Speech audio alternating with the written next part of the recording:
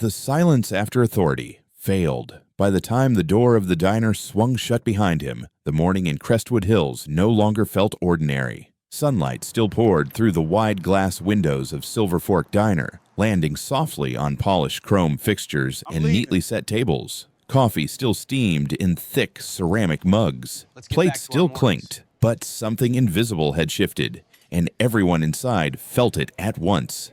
Caleb Johnson walked out without a word. He moved slowly, not because he was injured, but because rushing would have meant acknowledging something he refused to give power to. His shoulders were squared. His posture remained calm, controlled, but the front of his crisp button-down shirt was stained, darkened in uneven patches that didn't belong there. Grease, coffee, something careless, something humiliating. No one stopped him. A middle-aged couple near the window stared down at their plates, forks frozen in midair. A man in a tailored blazer pretended to scroll his phone, his jaw clenched tight. The young waitress near the counter swallowed hard, eyes glossy, her hands trembling as she gripped a coffee pot she no longer remembered refilling. No one said his name. No one asked if he was okay, because saying anything would have meant admitting what they had just witnessed, and admitting it would have required choosing a side. Caleb pushed the door open and stepped into the cool, suburban air. For a brief moment, the sounds of the diner followed him. The hum of conversation trying to restart, the forced laughter, the desperate normalcy. Then the door closed, and it was gone. Inside, silence lingered a second too long. Behind him, still standing near the corner booth, was Officer Brian Keller. His uniform was spotless. His badge caught the light. He stood with his hands resting comfortably on his belt. Weight shifted casually to one leg, as if nothing more than a minor inconvenience had just been resolved. His expression wasn't angry, wasn't rushed.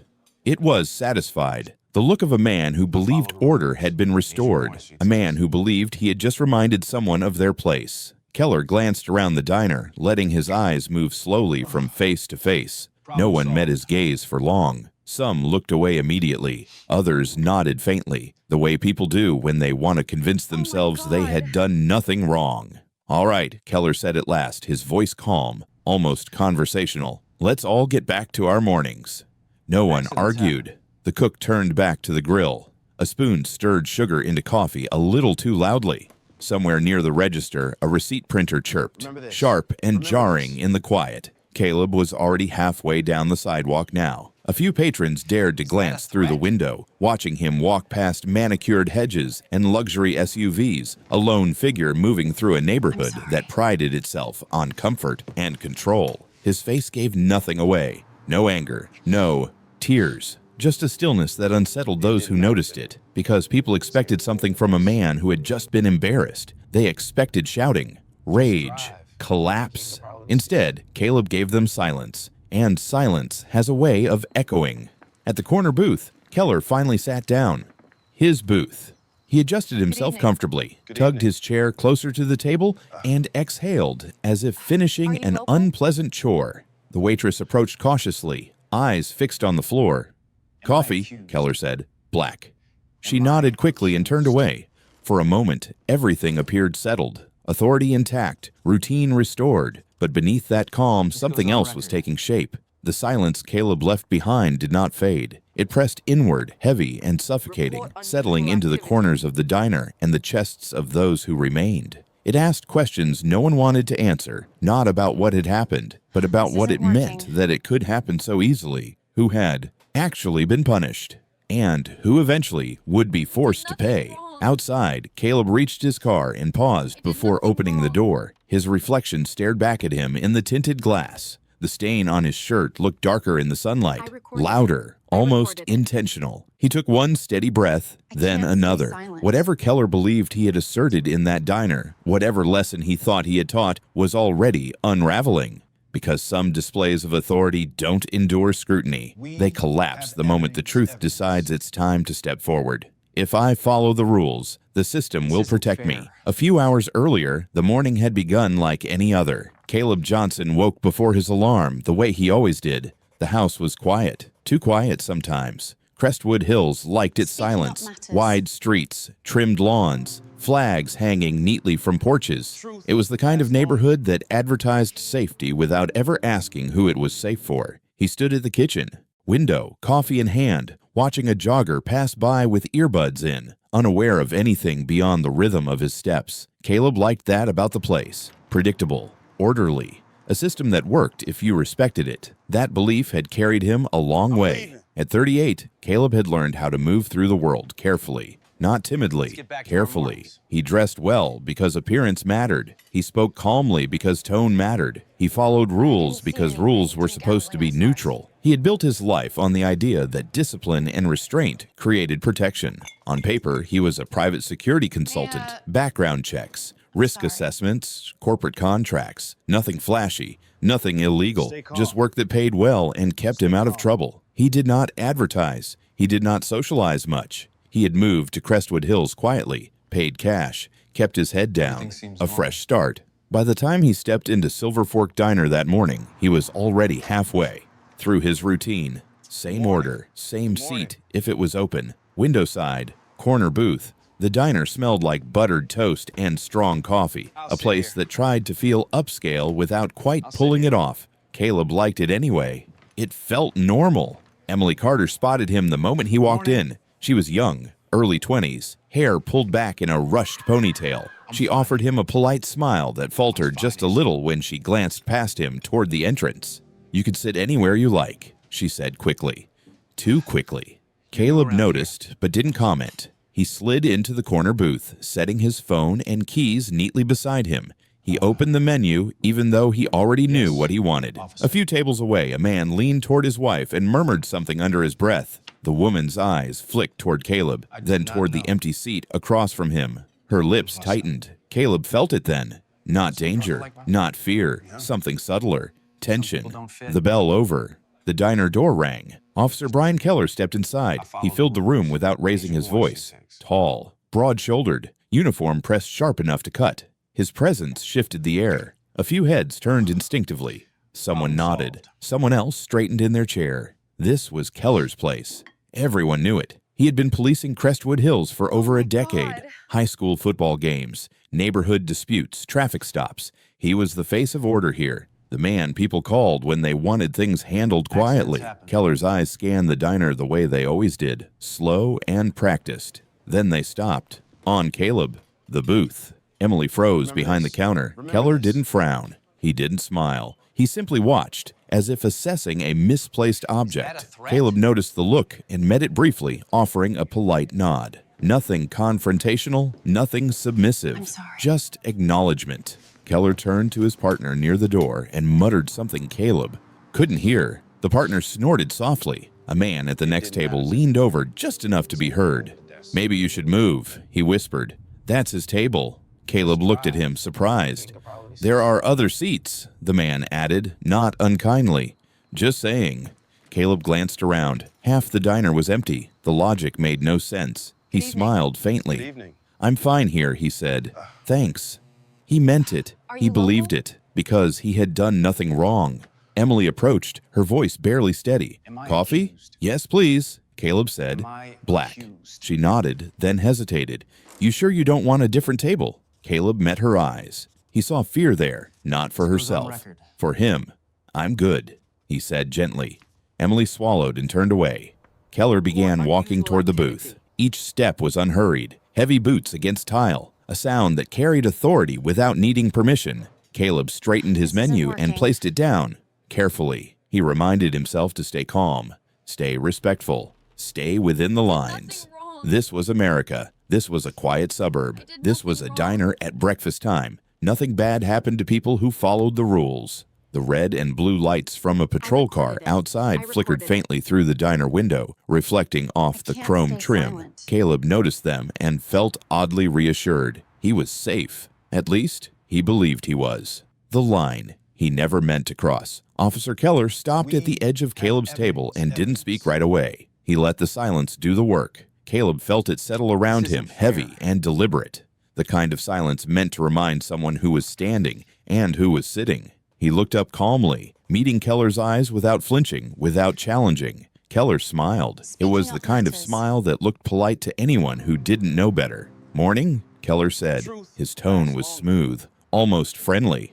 "Didn't expect to see a new face in my spot today," Caleb glanced briefly at the empty seats around the diner, then back at Keller. "Good morning, officer," he replied evenly. "Didn't realize the table was reserved." A faint chuckle came from behind Keller. Someone nearby shifted uncomfortably. Keller leaned in just a little, resting his hand on the edge of the table. "It's not reserved," he said. "It's just where I sit. Every morning." Caleb nodded slowly.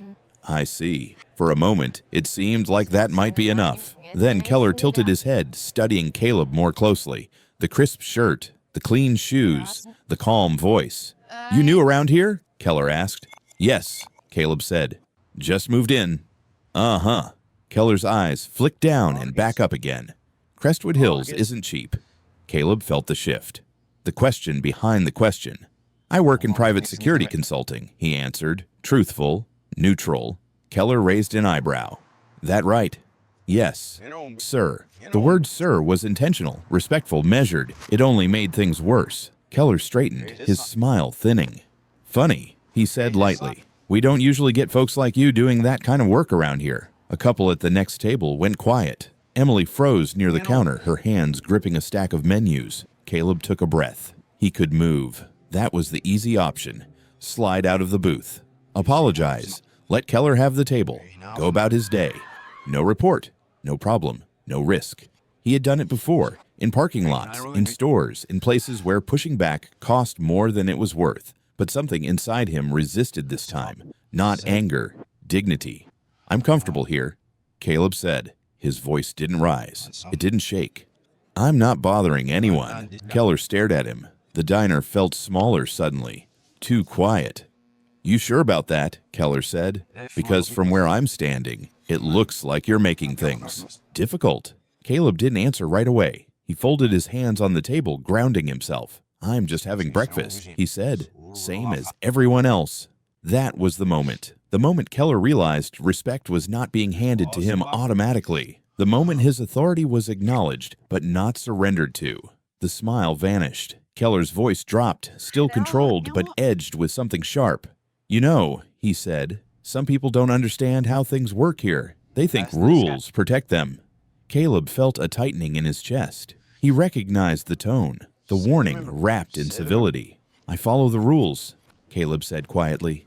Keller leaned closer. "Do you?"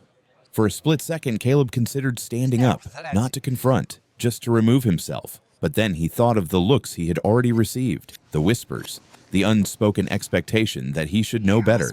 If he moved now, it would not be a choice. It would be a submission, so he stayed and said nothing. The silence stretched. Keller's jaw clenched. His authority had hit a wall, and it did not bend. Something happened then. It was quick, public, intentionally degrading, not violent in the way people expect violence to look, but unmistakable in its purpose. A sound rippled through the diner, a collective intake of breath, a chair scraping, a sharp gasp from somewhere near the counter. Caleb didn't move. For a second, he couldn't. The world narrowed to a dull ringing in his ears and the weight of every eye in the room on his body. He felt heat rise in his face, not from anger, but from shock, from disbelief. He looked down, then back up. Keller was standing straight again, expression neutral, as if correcting a minor inconvenience. "There," Keller said, "problem solved." No one spoke. Emily covered her mouth, eyes wide. The couple near the window stared openly now, horror and shame mixing on their faces. Someone near the door quietly lifted a phone, then lowered it again, uncertain. Caleb slowly reached for a napkin. His hand was steady, though his chest burned. As he wiped at himself, one thought cut through the noise in his mind with brutal clarity. Respect did not protect him. Politeness did not protect him. Following the rules did not protect him. And the realization hurt more than anything Keller had just done. The line. He never meant to cross. For a moment after it happened, no one seemed to remember how to breathe. Caleb sat perfectly still, the napkin paused in his hand. The booth felt smaller now, as if the walls had leaned in to witness what the room refused to name. He could feel the weight of the stairs pressing into his back, into his shoulders, into the stain on his shirt that no longer felt accidental. Officer Keller did not raise his voice. He didn't need to. "Let's not make this into something it isn't," Keller said, his tone calm, almost bored. "We all want a peaceful morning." "Right." It sounded reasonable. That was the danger of it. Caleb looked up at him slowly. His eyes were steady, but something in them had changed. Not anger, something colder, more alert. I was already being peaceful, Caleb said. A few people shifted in their seats. Someone near the counter muttered, barely audible, Jesus. Keller exhaled through his nose, the faintest sign of irritation slipping through the mask. You've got a bit of an attitude, he said. You might want to check that. Caleb shook his head once, small, controlled. I haven't raised my voice. I haven't touched anyone. I haven't broken a rule. Keller's lips pressed into a thin line. Stay calm. You think that's all there is to it, he said. Rules. He leaned closer again, lowering his voice so only Caleb and the closest tables could hear. This neighborhood works because people know how to fit in. There it was. Caleb felt the words land with a familiar weight.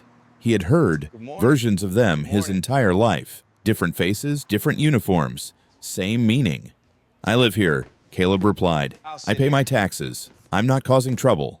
Keller straightened abruptly. The casual posture snapped into something rigid. You don't get to decide what causes trouble, he said. The words were sharp now, final. Caleb realized then that there was no correct response left. No phrase polite enough. No explanation calm enough. The decision had already been made the moment Keller walked through the door and saw someone in his seat who did not match the image in his head. The diner felt frozen around them. Emily stood near the register, tears pooling in her eyes. The cook stared down at the grill, jaw clenched, refusing to look up. Caleb pushed his plate away slowly. I'm going to finish my coffee, he said. Then I'll leave. It was the closest thing to compromise he could offer without surrendering entirely. Keller laughed, not loudly, just once. You're something else, he said. You know that. He turned slightly, addressing the room now. See, this is what happens when people start thinking rules are the same for everyone. No one answered him. That silence should have stopped him. It didn't. Keller stepped back, giving Caleb space he didn't ask for. Then he gestured casually, as if brushing aside an inconvenience. What followed was brief, degrading, impossible to misunderstand. The sound that came from Caleb's table was soft but unmistakable, liquid against fabric. A sharp intake of breath from somewhere behind him. A chair knocked back abruptly. Caleb's vision blurred for a split second. He looked down at his shirt, then back up at Keller. His heart hammered, not with fear, but with a deep, burning humiliation that crawled up his spine and settled behind his eyes. Keller shrugged. Accidents happen, he said, especially when people don't listen. Something inside Caleb cracked. Not explosively, quietly. He stood. The motion alone caused a ripple of panic through the diner. Someone gasped. Someone else whispered, "Don't." Caleb rose slowly, hands visible, movements deliberate. He was taller than Keller, a fact that clearly annoyed the officer, though Keller masked it quickly. Caleb met his gaze. I want you to remember this moment, Caleb said. His voice was low, controlled, steady despite the storm roaring inside his chest, because you're going to think about it for the rest of your life. Keller scoffed, but there was a flicker of something else in his eyes. Uncertainty. Brief. Unwelcome. Is that a threat? Keller asked. No, Caleb replied. It's a promise. The room held its breath. Then Keller laughed again, louder this time. All right, that's enough. Caleb reached into his pocket, pulled out cash, and placed it carefully on the table. More than enough. He did not look at Keller as he did it. I'm leaving, Caleb said. Because I choose to. He turned and walked toward the door. No one stopped him. As he passed Emily, she whispered, barely audible, I'm sorry. Caleb paused for half a second, then nodded once. He didn't trust his voice. The bell over the door rang as he stepped outside. Behind him, the diner erupted in uneasy murmurs. Keller watched Caleb go, his expression unreadable, his authority intact on the surface. But beneath it, something had shifted. Caleb stood on the sidewalk, the morning air cool against his skin. His hands trembled now that he was alone. The anger came in waves, the shame, the disbelief. He had done everything right, and it hadn't mattered. As he opened his car door, one thought settled heavily in his chest. The system didn't protect him. It tested how much he was willing to endure before it broke him. And somewhere behind him, inside that diner, a line had been crossed that could not be uncrossed. Whispers travel faster than truth. Caleb did not. Look back as he drove away from the diner. He kept both hands on the steering wheel, eyes fixed on the road ahead, breathing slow and deliberate. The stain on his shirt had already begun to dry, stiffening the fabric against his skin. It felt heavier now, like something that had weight beyond the mess itself. At the first red light, he caught his reflection in the rearview mirror. He barely recognized himself, not because he looked broken, but because he looked exposed. By the time Caleb reached home, the quiet of Crestwood Hills felt different. The same trimmed hedges, the same clean sidewalks. But now, the stillness carried an edge, as if it were watching him instead of welcoming him. Inside Silver Fork Diner, the silence he left behind didn't last long. It cracked open in low voices and hurried glances. "Did you see that?" someone whispered. "I mean, he didn't have to push it.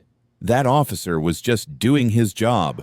Phones appeared, then disappeared. A few people had recorded something. Most hadn't recorded enough. Not the beginning, not the full context, just fragments. A raised voice, a moment out of frame, enough to confuse, not enough to clarify. Emily stood frozen near the counter, her heart still racing. Her manager leaned in close, his voice sharp and urgent. "Forget what you saw," he said. "You hear me. This isn't your problem." She stared at him. He didn't do anything. "That doesn't matter," the manager snapped. "You don't want trouble, especially not with Keller." Emily swallowed hard and nodded, even as her hands shook. Officer Keller remained seated for a few minutes after Caleb left. He sipped his coffee like nothing had happened. When he finally stood, people stepped aside instinctively, creating space without being asked. Outside, a patrol car waited. Keller climbed in, closed the door, and pulled out his notepad. The report wrote itself. Later that afternoon, in a quiet office at the precinct, Keller leaned back in his chair as he typed. Subject became verbally confrontational when asked to relocate. Subject displayed aggressive body language. Subject refused multiple lawful requests and caused a public disturbance. Keller paused for a moment, then added another line. Officer attempted de-escalation. Situation escalated due to subject's behavior. It was clean, clinical, familiar. By the time he finished, Caleb Johnson was no longer a calm man having breakfast. He was a problem. Across town, Caleb felt it before he heard it. At the mailbox, a woman he had waved to twice since moving in glanced up, then quickly looked away. A man across the street lingered longer than usual by his car, pretending to check his phone while watching Caleb walk past. Later, at the grocery store, a cashier hesitated before returning his change. "Are you from around here?" she asked, too casually. "Yes," Caleb replied. She nodded, but the smile never reached her eyes. By evening, the whispers had reached his phone. A missed call from an unknown number, then a voicemail. "Mr. Johnson, this is Officer Keller. We need to speak regarding an incident earlier today. Please return my call." Caleb stared at the screen. An incident. That was how it started. Not with facts, with framing. He sat on his couch, replaying the morning in his mind. Every word he had chosen carefully, every moment he had stayed calm, every chance he had given the system to prove him wrong. And still, the story had moved without him. At the diner, Emily locked up at the end of her shift. As she stepped outside, Keller's partner leaned against a squad car parked nearby. "Long day," he said. She nodded. "Just a heads up," he added, his tone light but his eyes cold. "Best not to talk about what happened this morning. People get things twisted." Emily's stomach dropped. "I didn't say anything." "Good," he replied. "Let's keep it that way." She walked to her car with tears burning behind her eyes. That night, Caleb stood at his window again, looking out over Crestwood Hills. Lights glowed softly behind drawn curtains. Televisions flickered. Lives continued. He realized then that whatever had happened in that diner was no longer contained there. It had followed him home, not as truth, but as rumor. And rumors didn't need proof. They only needed repetition. Caleb understood something deeply unsettling in that moment. Reputation wasn't destroyed by loud accusations. It was eroded quietly. One look, one whisper, one official report at a time. All it took was a few minutes in the wrong place. And suddenly, the burden of explanation belonged to him. Whispers travel faster than truth by nightfall. The story had settled into its shape. Not the truth. The version that moved more easily. Caleb sat at his kitchen table with the lights off, the glow from his phone casting long shadows across the room. A neighborhood message board notification blinked on his screen. Concerned residents reported a disturbance this morning at Silver Fork Diner. Police handled it promptly. No name, no details, just enough to plant an idea. He scrolled. Someone commented that the area had been changing lately. Another wrote that they trusted the police to keep things under control. A third suggested people be careful who they sat next to. Caleb set the phone face down. Outside, a car slowed as it passed his house. Not enough to be obvious, just enough to notice. He had felt that look before, the look that pretended to be curiosity. Earlier that evening, he had taken the trash out and caught sight of his neighbor, a man who had smiled and introduced himself just days ago. Tonight, the man gave a short nod and turned away, conversation unfinished before it began. Caleb stood there a moment longer than necessary, the lid of the trash bin still open, feeling the distance form in real time. At the precinct, the paperwork moved faster than Caleb expected. Officer Keller's report had already been logged. Another officer skimmed it, nodded, and added his signature without asking questions. The language was familiar, neutral on the surface, damning underneath. Aggressive demeanor, failure to comply, public disturbance. Each phrase carried weight, enough to tilt a narrative, enough to make the next interaction harder. Keller watched it all from a distance, confident. He had done this before. He knew how stories traveled when they wore official ink. Back at the diner, Emily sat alone in her car, hands gripping the steering wheel. She hadn't turned the engine on yet. Her phone buzzed. A message from her manager. "We need to talk tomorrow. About your shift." Her chest tightened. She replayed the morning again. Caleb's calm voice. The way he stayed seated. The moment the room changed. The sound that followed. The silence afterward. She had seen everything, and she had done nothing. Emily wiped at her eyes, frustrated with herself. She told herself she was young, that she needed the job, that it wasn't her place. But none of that quieted the shame. Across town, Caleb finally returned Officer Keller's call. "Yes," he said when Keller answered. "I got your message." "We just need to clear up a few things," Keller replied. His tone was casual, professional. Standard follow-up. "About what?" Caleb asked. "Your behavior this morning," Keller said. "Some folks felt threatened." Caleb closed his eyes briefly. "I didn't threaten anyone." "That's your perspective," Keller replied. "But we have to consider the full picture." Caleb heard it clearly now. The shift of responsibility. The subtle implication that his presence alone had escalated the situation. "Am I being charged with something?" Caleb asked. There was a pause. "Not at this time," Keller said, "but cooperation goes a long way." The call ended shortly after. Caleb set the phone down and leaned back in his chair, staring at the ceiling. He understood then that the first damage had already been done. Not to his body, to his name. It didn't matter how calm he had been, or how carefully he had chosen his words, or how many witnesses had seen what actually happened. The system had spoken first, and once it did, the truth had to fight uphill. Outside, the neighborhood remained quiet, orderly, respectable. But beneath the manicured surface, Caleb felt the shift in how he was seen. He was no longer just a man who lived there. He was a question, a risk, a story told without his voice. And he realized with a slow, sinking certainty that dignity could be stripped away without a single arrest. All it took was a whisper repeated enough times until silence did the rest. Every door begins to close. The summons arrived 3 days later. Not dramatic, not urgent. Just a thin envelope slid into Caleb's mailbox like an afterthought. No sirens, no knock at the door. Just a request to appear at the Crestwood Hills Police Department for a follow-up conversation regarding a public disturbance. The wording was careful, almost polite. Caleb read it twice, then set it down on the kitchen counter. The house felt smaller than it had a week ago. The quiet he once appreciated now pressed in on him, heavy and airless. At the station, the lobby smelled faintly of disinfectant and burnt coffee. A television mounted in the corner played a morning news segment about community safety. The anchor smiled as she spoke about vigilance and cooperation. Caleb checked in at the front desk. The officer barely looked at him. "Have a seat," she said. He waited. People passed by without meeting his eyes. Boots echoed down hallways. Laughter drifted from somewhere behind a closed door. The normal rhythms of the station continued, indifferent to his presence. When they finally called his name, it was Officer Keller who escorted him into a small interview room. No handcuffs, no raised voices, just a metal table, 2 chairs, and a recorder placed carefully between them. "This is informal," Keller said, sitting down. "Just need to document a few things." Caleb nodded. Keller flipped open a folder. "There's concern," he began, "that you may have a pattern of confrontational behavior." Caleb blinked. "A pattern? That's what we're determining," Keller replied. "Based on reports." "What reports?" Caleb asked. Keller tapped the folder. "This one, and now this follow-up." Caleb leaned back slightly. "So, this becomes part of my record." Keller didn't answer right away. He adjusted the recorder instead.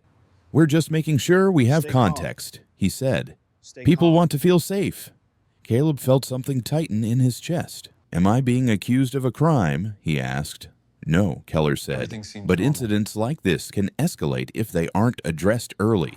Addressed, as if Caleb were the problem to be managed. When it was over, Caleb walked out with no charges and no relief. The knowledge followed him home like a shadow.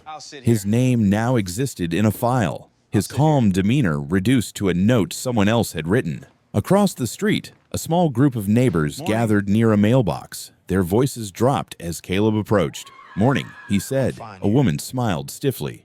"Morning." Someone else cleared their throat. No one lingered. Later that afternoon, a notice appeared on the community board. Residents encouraged to report unusual activity. Neighborhood watch meeting scheduled. No one mentioned his name. They didn't have to. At the diner, Emily Carter's shift ended early. Her manager called her into the office, closing the door behind them. He didn't sit down. "This isn't working out," he said. Emily stared at him. "What do you mean?" "You've been distracted," he replied. "Customers noticed." Her mouth opened, then closed. "Because of what happened." He shook his head sharply. "We're not talking about that." "But that's why," she insisted. "I didn't do anything wrong." He sighed, rubbing his temple. "Neither did I. But I can't afford problems. You understand." She didn't. He handed her a final paycheck. No explanation in writing.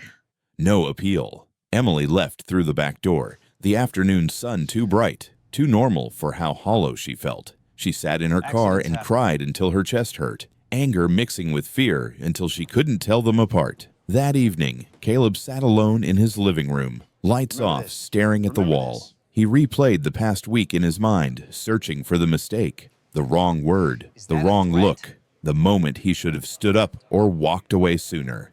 He found nothing. "If I didn't do anything wrong," he whispered to the empty room, "why does it feel like everything is closing in?"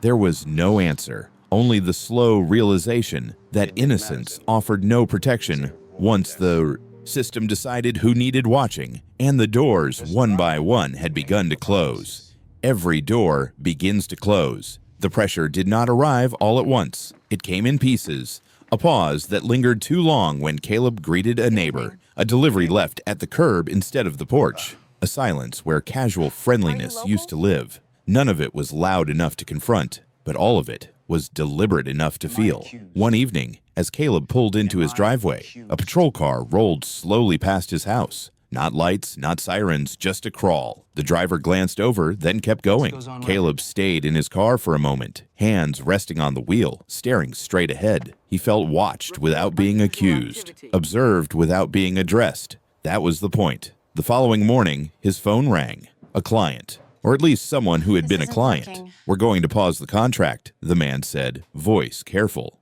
"Just temporarily." "Why?" Caleb asked. There was a hesitation. Some concerns came up. Nothing specific. "We just want to be cautious."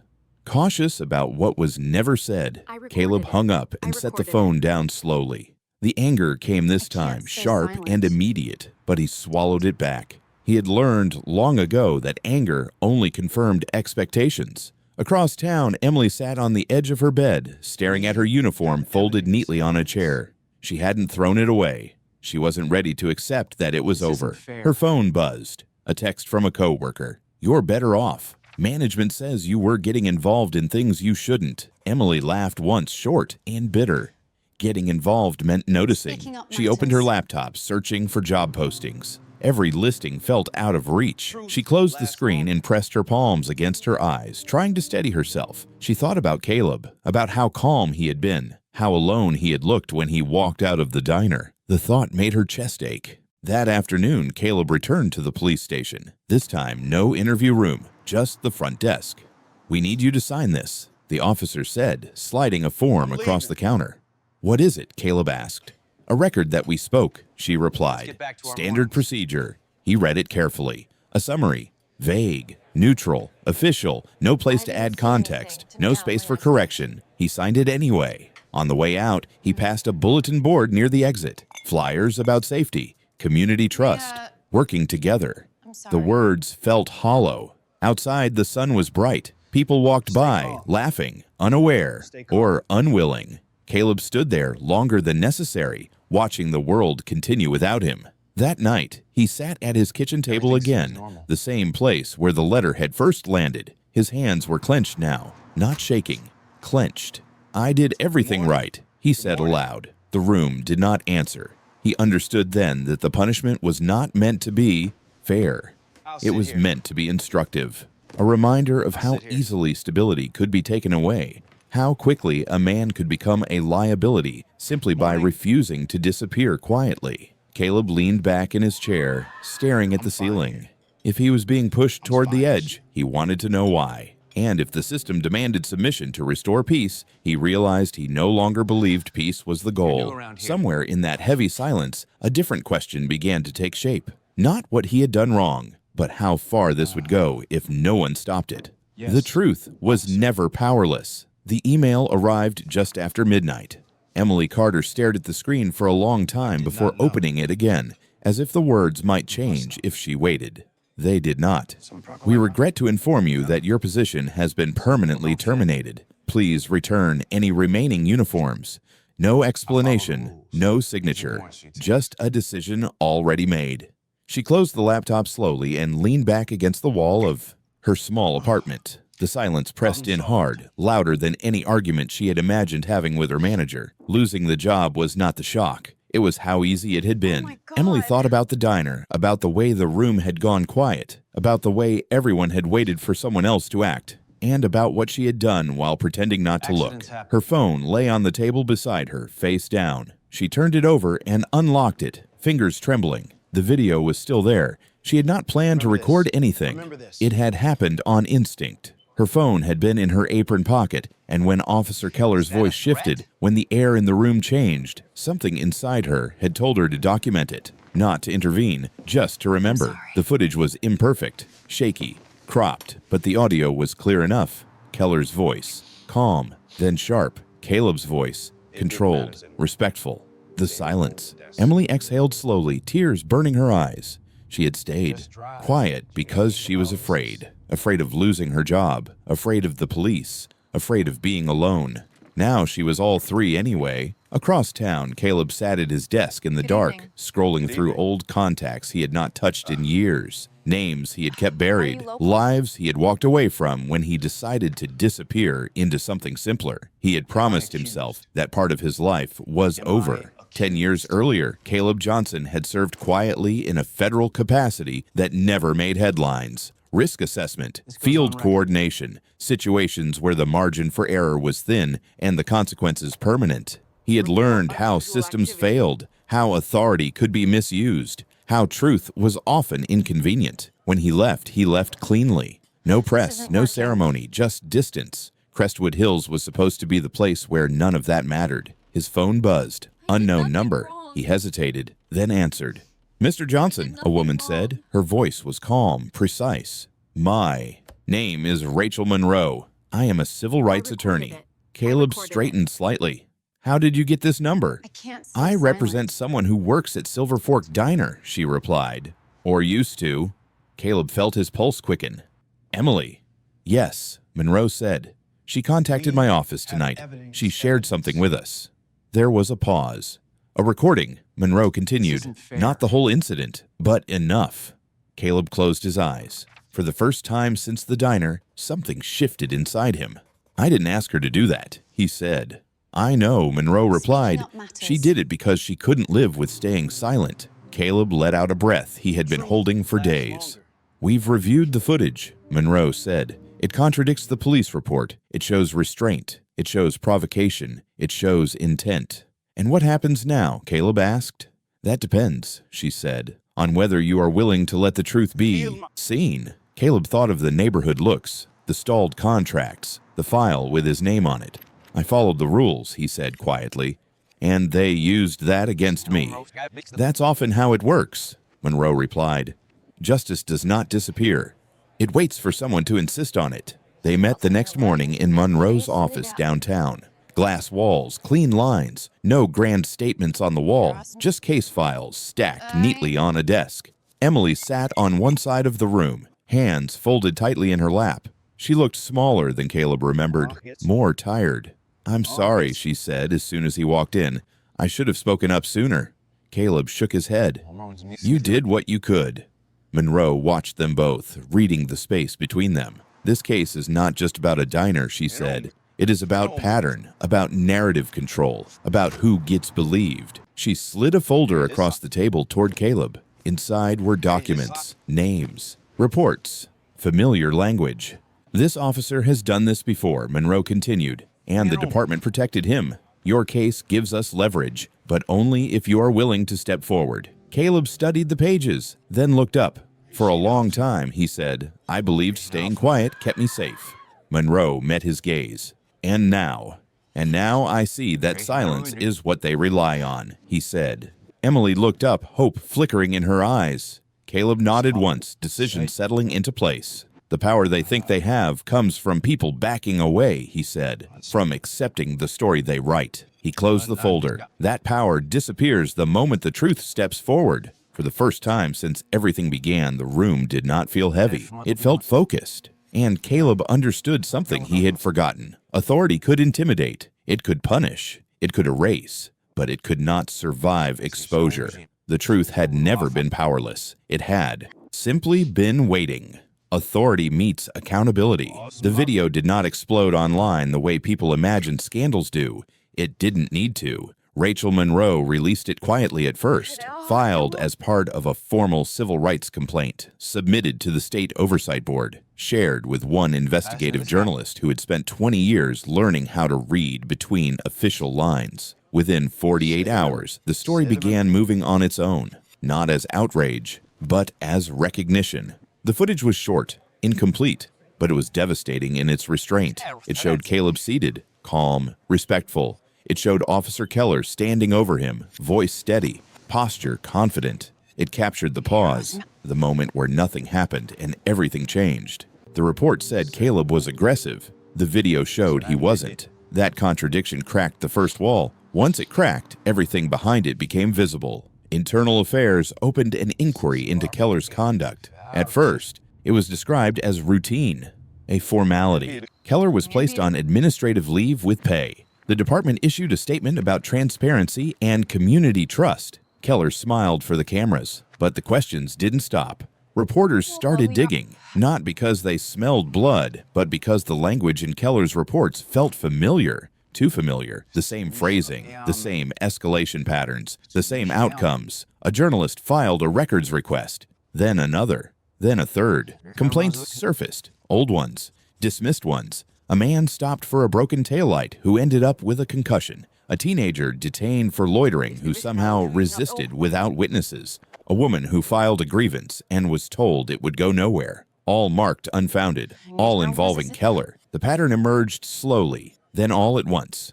Inside the department, doors closed. Meetings were held without minutes. Files were reviewed by people who had signed off on them years earlier. The system began examining itself, not out of conscience, but necessity. Keller was called back to the station, this time not as an authority, but as a subject. He sat in the same interview room where Caleb had once sat, the same metal table, the same recorder placed carefully between chairs. You understand this is an administrative interview, the investigator said. Keller nodded. I've done nothing wrong. They played the video. Keller watched without expression until his jaw tightened. He leaned back, arms crossed. That clip doesn't show everything, he said. You don't see what led up to it. That's the problem, the investigator replied. We're seeing what always happens at the end. They slid a folder across the table. Keller opened it and felt the room tilt. Names, dates, complaints he remembered, ones he thought were buried, ones he believed no one cared enough to connect. For the first time in years, Keller felt something he didn't recognize immediately: fear. Outside, Caleb watched it all unfold from a distance. He did not give interviews. He did not stand at podiums. He did not speak in absolutes. When asked for comment, he deferred to his attorney. "I want the process to speak for itself," he said. Privately, he felt the loss more than the relief. The belief that rules protected people, that calm behavior de-escalated danger, that institutions corrected themselves automatically. That belief was gone. Emily sat beside him one afternoon in Monroe's office as the news broke about Keller's suspension being upgraded to a formal misconduct investigation.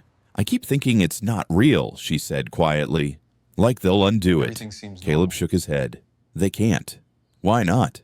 "Because too many people are watching now." Emily nodded, a mixture of guilt and pride crossing her face. At the precinct, Keller's badge was collected, his locker emptied, his name removed from the schedule. Officers who once laughed with him avoided eye contact now, not out of solidarity, out of distance. He had taught others how power worked. Now he was learning how fast it abandoned you. When the oversight board released its findings, the language was careful, measured, unavoidable. Pattern of conduct inconsistent with departmental standards, failure to de-escalate, misrepresentation in official reports, recommended termination. Keller read it alone in his living room, the television muted, his phone face down. He replayed the diner scene in his mind, searching for the moment where he could have stopped. He found it. He ignored it. Caleb read the report once, then closed the folder. He didn't feel victorious. He felt tired. The system had not collapsed loudly. It had caved in on itself, slowly, under the weight of its own contradictions. What Caleb lost was the comfort of believing that fairness was automatic. What he gained was clarity. Authority only lasts as long as no one questions it. And accountability, once it arrives, does not ask permission. Caleb stood at his window that night, looking out over Crestwood Hills. The neighborhood looked the same, but he knew better now. Some lessons are not taught by power. They are learned when power is finally forced to answer for itself. Some displays of authority collapse. Silver Fork Diner reopened on a quiet Monday morning. There were no reporters, no ribbon cutting, just a small handwritten sign taped to the door that read, "Open. Welcome back." Inside, the space looked the same and not the same at all. The tables were wiped down, the menus freshly printed. The smell of coffee still hung in the air, but something had shifted beneath the surface. The room felt lighter, less cautious. People spoke a little more freely, laughed a little louder. The corner booth was empty until Caleb Johnson walked in. A few heads turned. Some people recognized him. Others only knew the story in pieces. No one stared for long. Caleb slid into the booth without ceremony. The same seat, the same angle toward the window. He ordered coffee, black. No one told him to move. The waitress smiled, genuine this time, and left without hesitation. Caleb rested his hands on the table and waited, listening to the quiet rhythm of a place relearning how to breathe. Outside, the morning passed like any other. Cars rolled by. A delivery truck idled. Life continued. But for Caleb, the moment carried weight. He had not returned for closure or defiance. He returned because this was how the story ended, not with shouting, not with revenge, with presence. Across town, Emily Carter sat in the back row of a small college classroom, a notebook open in front of her. She listened as a professor spoke about ethics and civic responsibility. Her hand moved steadily across the page. She had gone back to school. The diner job was gone. The fear had lingered longer than she liked to admit, but something else had taken its place. A sense that speaking up mattered, even when it cost something. During a break, she checked her phone. A headline about departmental reform, new training standards, oversight committees. She closed the article and smiled faintly. Caleb sipped his coffee and watched a young family take the table near the window. A father poured syrup for his daughter. The mother laughed at something he whispered. No one seemed tense. No one seemed on guard. This was what justice looked like when it worked quietly. Not punishment, correction. He thought about what he had lost. The illusion that politeness guaranteed safety, that authority existed to protect by default, that silence preserved peace. Those beliefs were gone. In their place was something steadier, the understanding that respect must be earned, that systems are only as just as the people willing to challenge them. That truth does not need to be loud to be powerful. Caleb finished his coffee and stood. No one stopped him. No one watched him leave. Outside, sunlight reflected off the diner windows, warm and ordinary. Crestwood Hills looked the same as it always had, but the story beneath it had changed. Because not every display of authority deserves obedience, and not every act of resistance needs to raise its voice. Some displays of authority collapse the moment the truth steps forward, and the echo of that truth lasts longer than power ever could.